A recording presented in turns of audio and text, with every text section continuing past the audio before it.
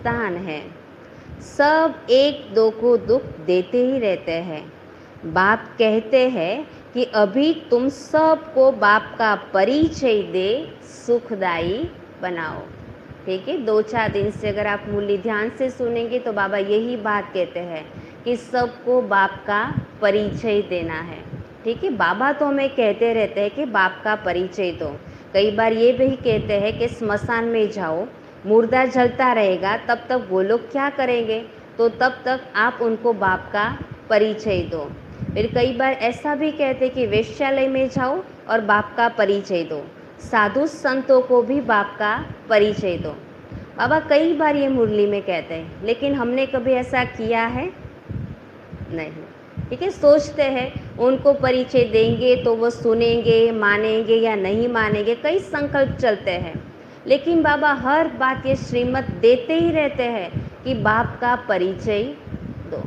तो इसके बारे में देहरादून के जो प्रेमलता बहन है ना, वो बहुत अच्छी बात सुनाते हैं। उन्होंने कहा कि बाबा जो भी श्रीमत देते हैं ना, उसका हमें पालन करना चाहिए, क्योंकि बाबा जब श्रीमत देते हैं और उसका हम पालन करते हैं ना, तो वरदान ऑटोमेटिकली बाबा का हमारे साथ आ जाता है।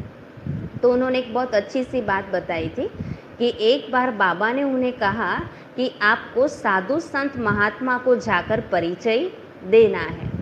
तो उन्होंने कहा कि उसी समय मेरे मन के अंदर एक संकल्प चला कि साधु संत तो बहुत गुस्से वाले होते हैं, उनको बाप का परिचय कैसे देंगे, वो तो सुनेंगे भी नहीं। लेकिन उन्होंने कुछ उस समय नहीं बोला। फिर थोड़े दिन बाद बाबा ने उन्हें कहा कि आपको ये संत महात्मा को बाप का परिचय देने के लिए जाना है। अब श्रीमत मिली, इसलिए उन्होंने कुछ नहीं कहा जी बाबा।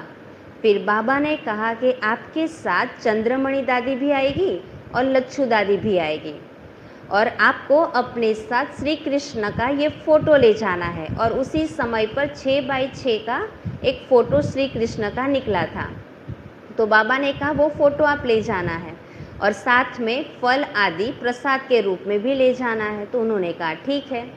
तो तीनों वो महात्मा को बाप का परिचय देने के लिए गए, चंद्रमणि दादी, लच्छू दादी और ये प्रेमलता बहन। तीनों गए। तो जैसे ही संत महात्मा के पास पहुंचने वाले थे, तो चंद्रमणि दादी ने कहा प्रेमलता बहन को कि आप ये फ़ोटो संत महात्मा को दे देना। तो उन्होंने कहा ठीक है। वो फ़ोटो लिया और वो महात्मा जी के हाथ में दिया। जैसे दिया तो वो महात्मा ने तो बहुत प्यार से पहले पकड़ा, लेकिन जैसे पकड़ा उसे तुरंत फेंक भी दिया कचरे के अंदर, क्योंकि वो जो फ़ोटो था ना, उसके ऊपर एक लाइन लिखी थी कि श्री कृष्ण के 84 जन्मों की कहानी।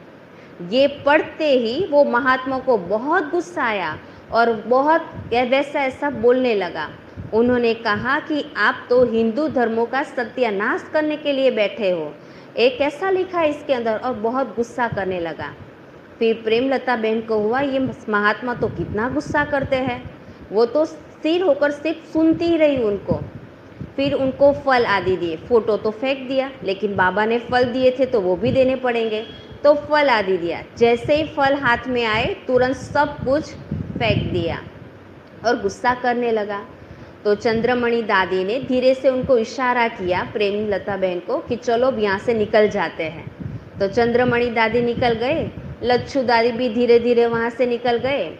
लेकिन प्रेमलता बहन ने सोचा कि बाबा ने कहा है कि इनकी सेवा करके आना, परिचय देकर आना, परिचय दे या ना दे, कम से कम सेवा तो कर ले। लेकिन सेवा करके बिगड़ तो यहाँ से हम जा नहीं सकते, इसलिए वो वहाँ पर ही बैठे रहे। तो संत महात्मा ने धीरे से कहा, वो नीचे बैठे थे, संत महात्मा कुर्सी पर बैठे थे।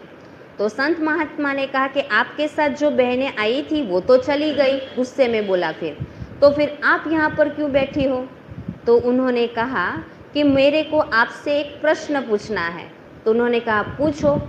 तो उन्होंने कहा कि दुनिया के लोग शांति लेने के लिए आपके पास आते हैं, तो फिर आप लोग इतना गुस्सा क्यों करते हो? तो उन्होंने कहा कि आप भगवान को 84 जन्म में डाल देंगे तो हम फिर क्या करेंगे, गुस्सा ही तो करेंगे ना। फिर उन्होंने कहा कि हमने तो भगवान को 84 जन्म में डाला है, लेकिन आपने तो भगवान को कचरे में डाल दिया। तो इससे तो अच्छा है ना कि 84 जन्म में डाला। तो वो महात्मा शांत हो गए, उन्हों को लगा कि बात तो सही है।